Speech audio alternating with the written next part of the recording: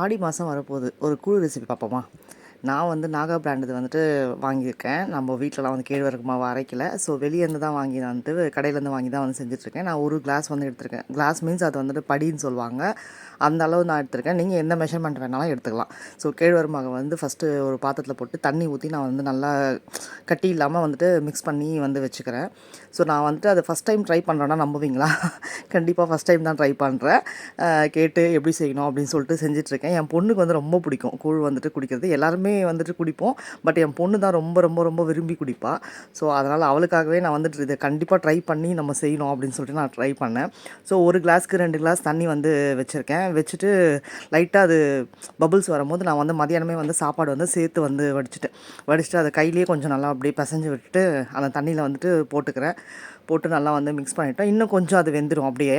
அதுக்கப்புறம் நம்ம வந்து கலக்கி வச்சுருக்கோம் இல்லையா, கேழ்வரகு மாவு வந்து அதில் மிக்ஸ் பண்ணிவிட்டு நம்ம வந்து அப்படியே கைவிடாமல் ஒரு கையில் ஊற்றிட்டு ஒரு கையில் அப்படியே மிக்ஸ் பண்ணிகிட்டே வந்து வரணும். அது அப்படியே சிம்லேயே வச்சுட்டு பண்ணுங்கள். அது நல்லா அப்படியே கெட்டியாக வந்து ஆக ஆரம்பிச்சிடும். அண்ட் தேவையான அளவு உப்பு வந்துட்டு இப்போயே வந்து சேர்த்துட்டு நல்லா வந்து மிக்ஸ் பண்ணி வந்து கொடுங்க. கட்டிலாம் இல்லாமல் சூப்பராக வந்து மிக்ஸ் பண்ணி வந்து கொடுங்க. நல்லா ரெடி ஆகிடும். அது எப்படி பதம் பார்க்கணுன்னா, கையில் வந்து ஒட்டக்கூடாது. தண்ணி வச்சு நீங்கள் தொட்டு பார்த்தீங்கன்னா கையில் வந்து ஒட்டக்கூடாது. சரி, ஓவர் நைட் வந்து வச்சிடணும். ஆனால் ஆக்சுவலாக இது முன்னாடி நாளே நைட்டு செய்யணும். அதுதான் நான் செஞ்சு வச்சுருக்கேன். முன்னாடி நாள் நைட்டு வந்து நீங்கள் செஞ்சுட்டு மறுநாள் அது புளிக்க வச்சு சாப்பிடும் போது தான் அது ஹெல்த்தியும் கூட, டேஸ்ட்டும் வந்து உங்களுக்கு நல்லாயிருக்கும். கேழ்வரகு அவ்வளோ ஹெல்த்தி, வெயிலுக்கும் நல்லா எடுத்துக்கலாம். இப்போ ஆடி மாதம் வரனால எல்லா இடத்துலையுமே வந்துட்டு செய்வாங்க கண்டிப்பாகவே.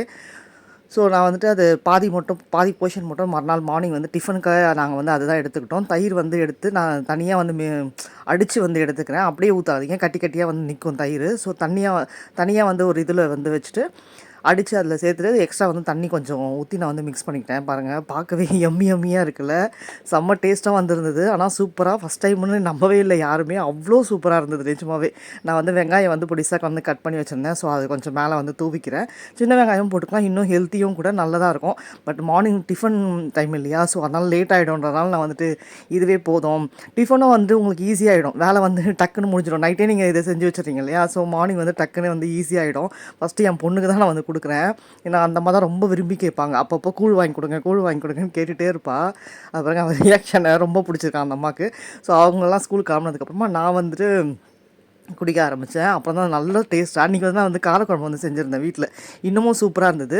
வெஜிடேரியன் போது காரக்குழம்பு ஊற்றி சாப்பிட்டிங்கன்னா சூப்பராக இருக்கும். இல்லை கறி குழம்பு, நான்வெஜ்ஜாக இருந்தாங்கன்னா கறி குழம்பு. ஏன்னா அன்றைக்கி வந்துட்டு சாட்டர்டே என்னமோ செஞ்சுன்றனால நான் வந்து வெஜிடேரியன் தான் வீட்டில் அன்றைக்கி செய்வோம். ஸோ அன்றைக்கி வந்து பீன்ஸ் கேரட் பொரியல், மூக்கல்ல போட்டு காரக்குழம்பு வச்சுருந்தேன். கோஸ் வந்து போட்டு பொரியல் வந்து பண்ணியிருந்தேன், சிறுபருப்பு போட்டு. ஸோ வத்தல் அண்ட் அப்பளம், அதுதான் அன்றைக்கி வந்து டிஷ்ஷு. கண்டிப்பாக வந்து ட்ரை பண்ணிட்டு எனக்கு சொல்லுங்கள் இந்த கூழ் ரெசிபியை. தேங்க்ஸ் ஃபார் வாட்சிங்.